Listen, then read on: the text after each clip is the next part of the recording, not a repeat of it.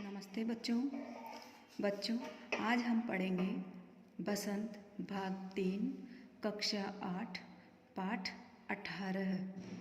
पाठ का नाम है टोपी। बच्चों, ये कहानी लेखक संजय द्वारा लिखी गई है। इस कहानी में लेखक हमें ये बताना चाह रहे हैं कि प्रत्येक मनुष्य को दृढ़ निश्चय होना चाहिए। ये कहानी एक दृढ़ निश्चयी चिड़िया की कहानी है। वो छोटे होते हुए भी उसके मन में इच्छा थी कि वो टोपी पहने, तो उसने टोपी पहनने के लिए कई प्रयास किए। मतलब कि उससे रुई मिली, उससे उसने सूत बनवाया, कपड़ा बनवाया, टोपी सिलवाई। तो ये सब काम करने में उसने हिम्मत नहीं हारी। जब उसने दृढ़ निश्चय कर लिया तो उस काम को पूरा किया और उससे उसको सफलता भी मिली।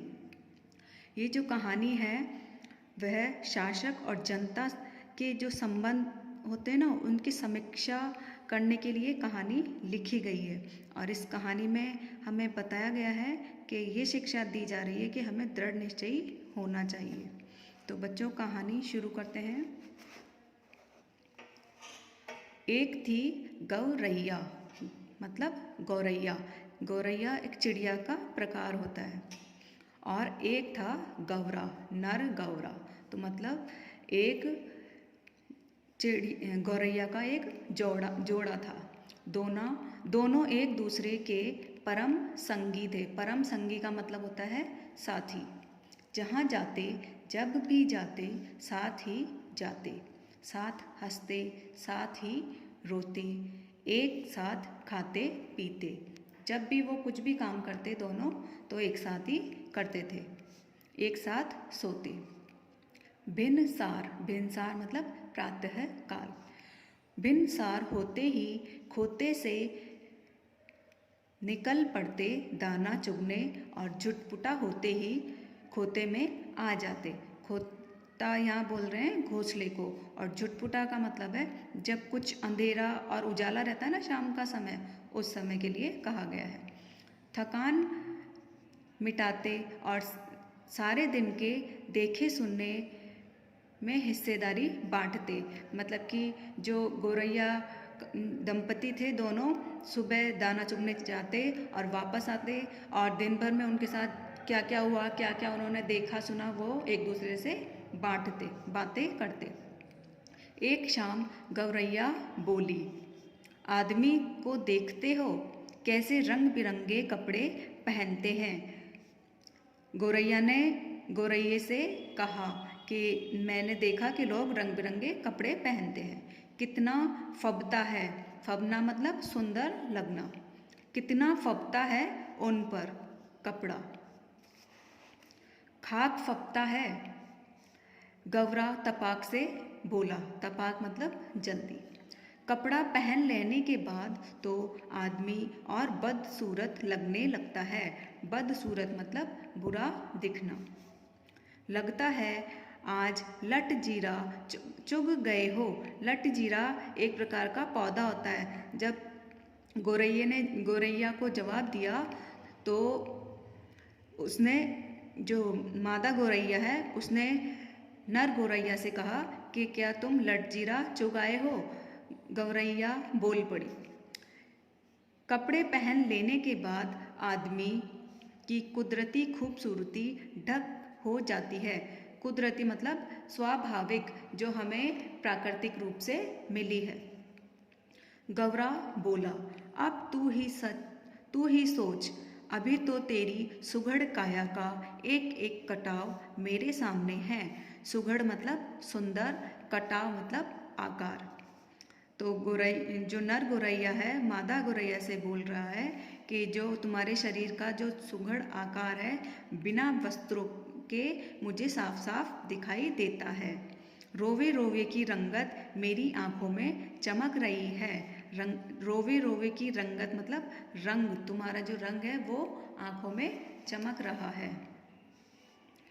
अब अगर तू मानुष की तरह खुद को सरापा ढक ले तो तेरी सारी खूबसूरती ओझल हो जाएगी कि नहीं। जो नर गौरैया है मादा गौरैया से कह रहा है, अगर तुमने कपड़े पहन लिए तो तुम भी मनुष्य की तरह हो जाओगी, कुछ भी दिखाई नहीं देगा, क्योंकि जो मानुष मतलब मनुष्य, और खुद को सरापा ढक लेना मतलब सिर से पांव तक जो पहने वाला वस्त्र होता है उसको बोलते हैं सरापा। तो जो नर गौरैया है वो मादा गौरैया से कह रहा है कि तुम भी क्या चाहती हो कि मनुष्य की तरह सिर से पांव तक खुद को ढक लो और तुम्हारी खूबसूरती बिल्कुल गायब हो जाए, कुछ दिखाई ना दे। कपड़े केवल अच्छा लगने के लिए नहीं, गौरैया बोली, मौसम की मार से बचने के लिए भी पहनता है आदमी।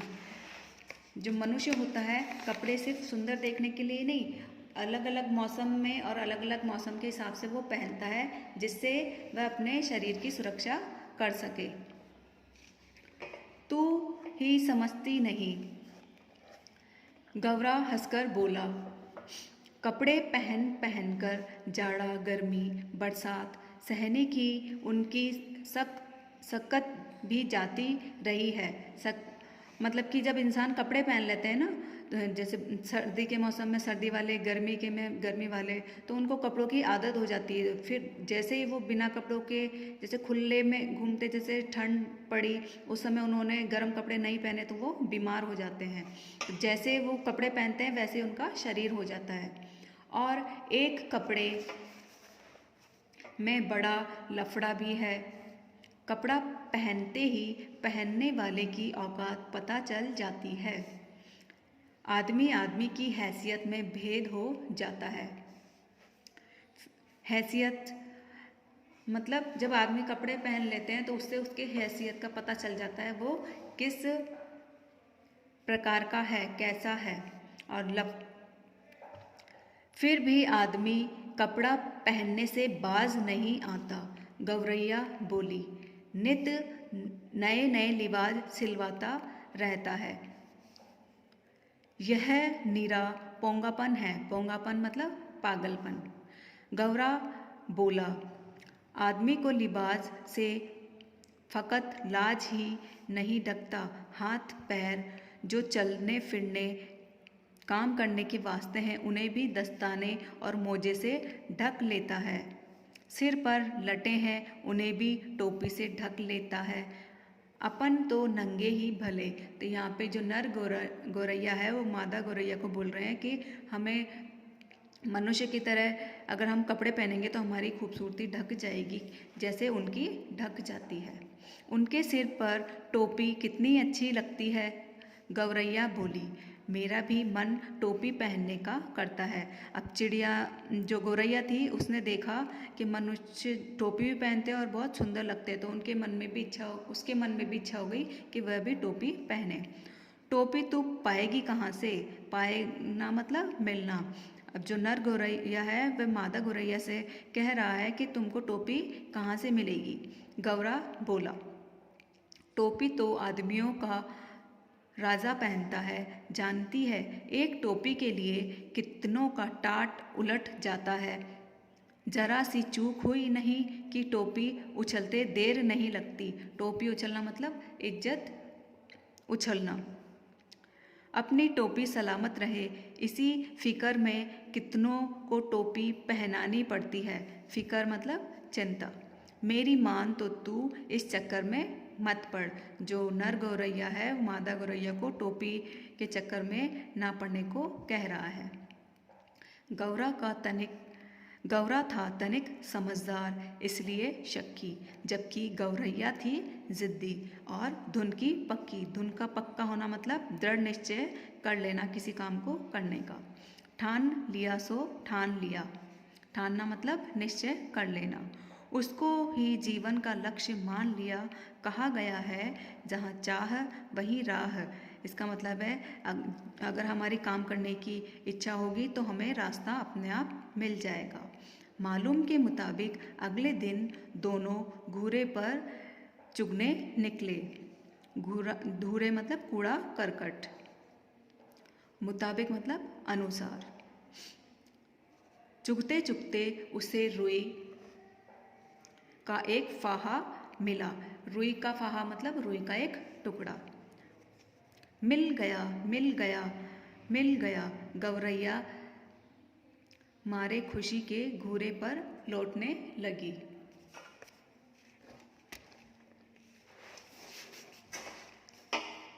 अरे क्या मिल गया रे, गौरे ने चिढ़ाकर पूछा। तो जो नर गौरैया था उसने मादा गौरैया से पूछा कि तुम्हें क्या मिल गया।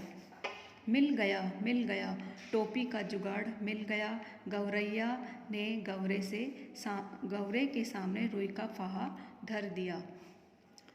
जो मादा गौरैया को रुई का टुकड़ा मिला था उसने नर गौरैया के सामने रख दिया।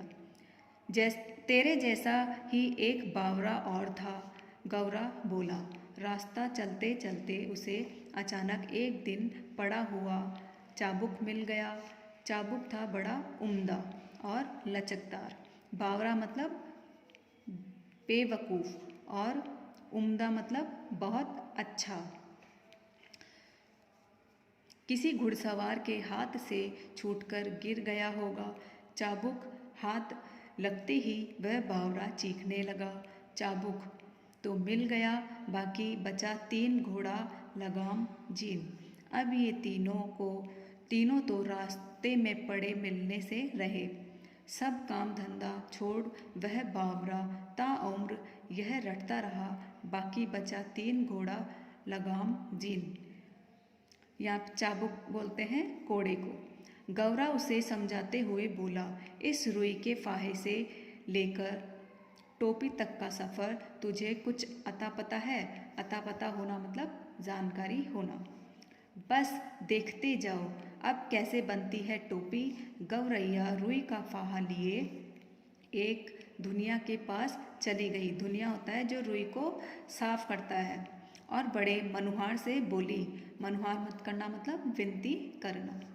दुनिया भैया इस रुई के फाये को धुन दो, मतलब इस रुई के फाये को साफ कर दो। तो बच्चों ये कहानी हम आज यहीं तक पढ़ेंगे। इसके आगे का भाग हम नेक्स्ट वीडियो में पढ़ेंगे।